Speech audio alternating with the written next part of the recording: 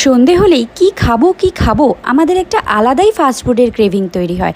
তাই কিছু আনহেলদি না খেয়ে কিছু হেলদি ট্রাই করলে কেমন হয়। তাই আজকে আমি তোমাদের সাথে শেয়ার করব হেলদি এবং টেস্টি দই বড়ার রেসিপি। এখানে আমি নিয়ে নিয়েছি 1 কাপ বিউলির ডাল। এটাকে সারা রাত ভিজিয়ে রাখতে হবে। এখন আমি দিয়ে দিচ্ছি মিক্সিতে 1 কাপ জল দিয়ে এটাকে একটা পেস্ট বানিয়ে নেব। আমার এখানে পেস্টটা একদম রেডি হয়ে গেছে। এখন এই পেস্টে দেব সামান্য লবণ আর কুচনো ড্রাই ফ্রুটস। এবার এই পেস্টটাকে ভালো করে 10 মিনিট ধরে ফাটিয়ে নিতে হবে। আমি এখন কড়াইতে তেল দিয়ে দিচ্ছি। তেলটা সামান্য গরম হলে পেস্টটাকে ছোট ছোট বড়ার আকারে আমি ভেজে নেব।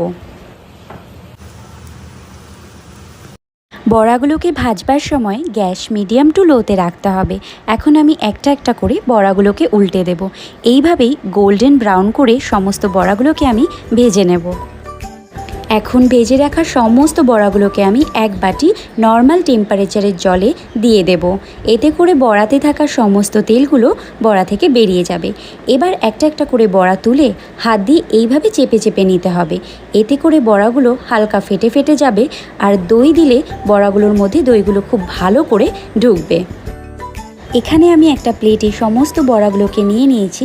এবার ফাটিয়ে রাখা টক দই এখানে প্রত্যেকটা বড়ার ওপরে খুব ভালো করে দিয়ে দেব।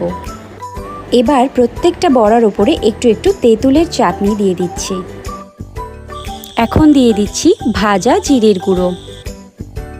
ব্যাস তৈরি হয়ে গেল আমাদের টেস্টি হেলদি দই বড়া।